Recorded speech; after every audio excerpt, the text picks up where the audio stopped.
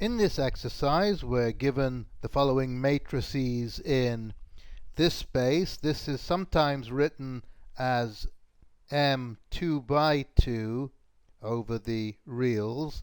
But when it's square matrices, you just put the single number usually. So here they are, 4 of them. And there are 3 questions. First of all, to find out if they're linearly dependent or independent. And secondly, if they're dependent, we can try and write each one as a linear combination of the rest.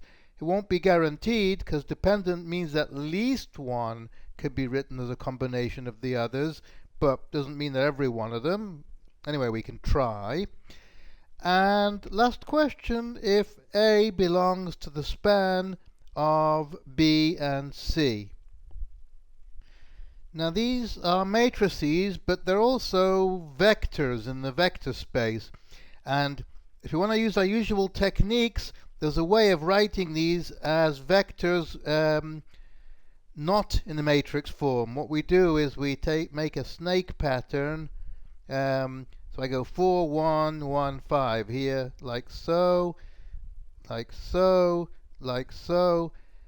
Let me just give you an example. If we had a larger matrix, let's suppose, I don't know, just any numbers, 1, 2, 3, 4, 5, 6, 7, 8, 9, then the order I would follow would be 1, 2, 3, 4, 5, 6, 7, 8, 9. Left to right and then top to bottom. So now we can write these in an augmented matrix.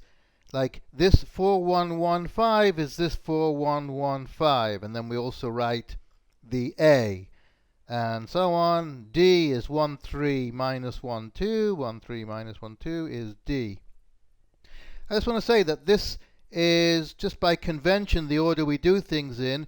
You could actually do it in any order as long as you are completely consistent and always use that order. You might decide to go, I don't know. Anyway, this is the usual pattern. And our goal now is